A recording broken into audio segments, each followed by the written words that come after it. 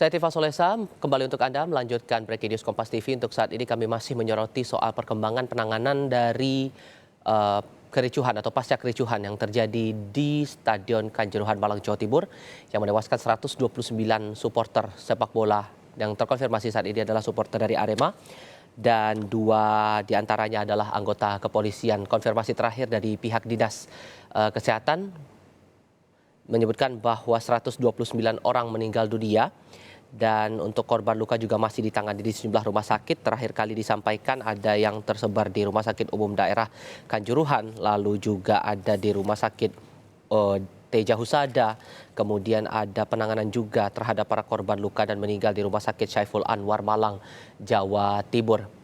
Visual yang Anda lihat ini adalah kondisi setelah atau beberapa saat setelah kejadian kericuhan terjadi hingga memicu korban jiwa. Para jenazah sudah dimasukkan ke kantong jenazah untuk dilakukan penanganan lebih lanjut.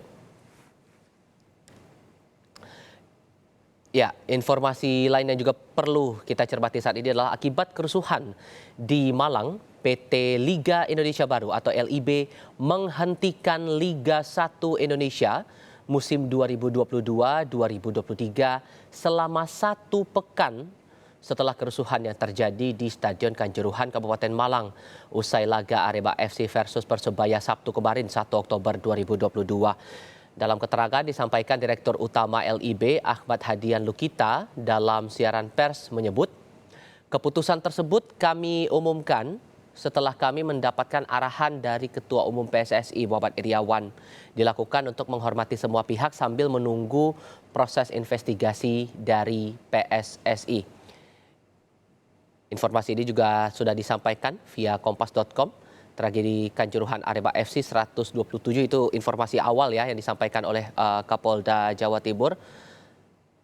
Mobil terbakar, lalu Liga 1 dikonfirmasi dihentikan. Terakhir kali juga sudah disampaikan oleh pihak PSSI dalam keterangan persnya.